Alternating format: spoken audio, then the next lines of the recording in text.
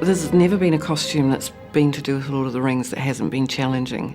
Each costume that you're making requires so much love to get it to the point where you are willing to put it in front of the camera. For example, when we developed the Smeagol outfit, both Andy and I kept working on ideas, which was fabulous because you actually get to understand who he is, and it gave Andy the chance to think it through.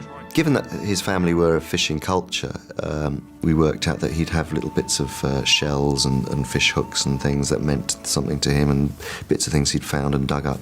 But again, trying to retain the status of the character, I was trying to find ways of making him slightly more wealthy looking. There is something about him that is slightly vain, that little neckerchief that he wears. It was kind of slightly spotted, and it slightly dandified him in some way. So again, it comes back to starting to let the audience know beforehand that there is something about Smeagol that isn't as endearing as a hobbit. Cowslate. We've had the same costume now for, 4 years or whatever, and luckily Tolkien wrote that Pippin becomes a Knight of Gondor, which means I get a right nice costume. And Merry becomes a captain of Rohan. Both of these costumes are very intricate. In Pippin's case, beautiful black velvet with the embroidered Tree of Gondor and silver on it, and the same with Merry's costume. It's very, very intricately embroidered with the double horse heads of Rohan. Sam and Frodo were given elven robes. Then we actually put a lot of effort into those. Once again, sort of trying out new techniques of acid etching into over-dyed velvets. So we're looking smart. I think I've got the coolest one.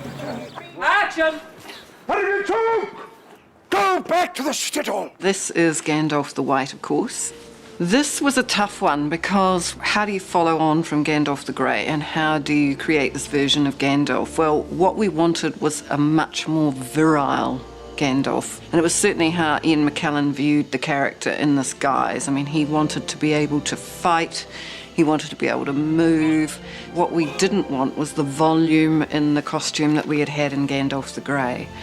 The other thing that I wanted to do was to impart a little more elven quality, so that we had a sense of him being part 1 foot in another world.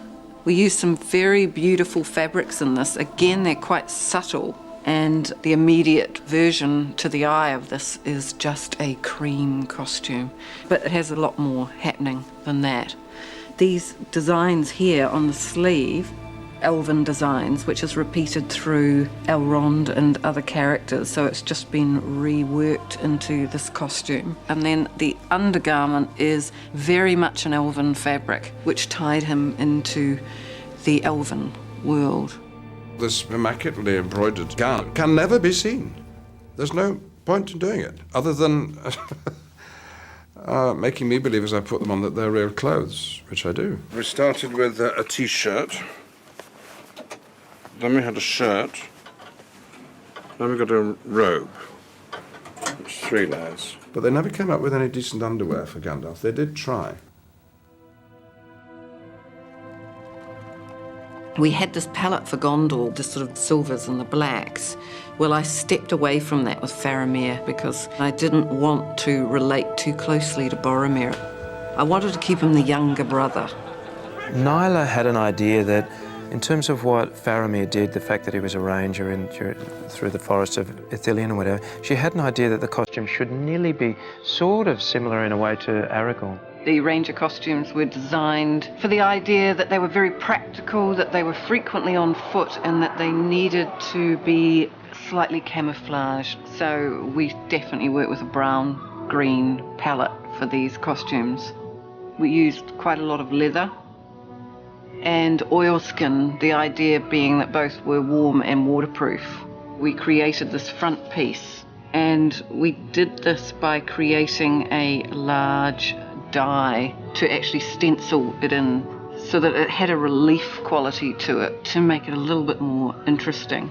Everything about Faramir is so much more genuine, but this sort of this terrible desire to please this hideous father. I came up with the look for Denethor in exactly the same way that I came up with everyone else. I just started drawing a portrait of him. How do you make this man menacing? How do you make him this man who is, heading to the edge of sanity? We wanted to make him vain and expensive, to make him look like he is wearing the most luscious of fur pelts and velvets and embroidery, and just making it as grandiose as I possibly could without resorting to colour. And then, of course, adding in the chainmail. That's the largest suit of chain that an actor would be able to wear for, say, 10 hours at a time.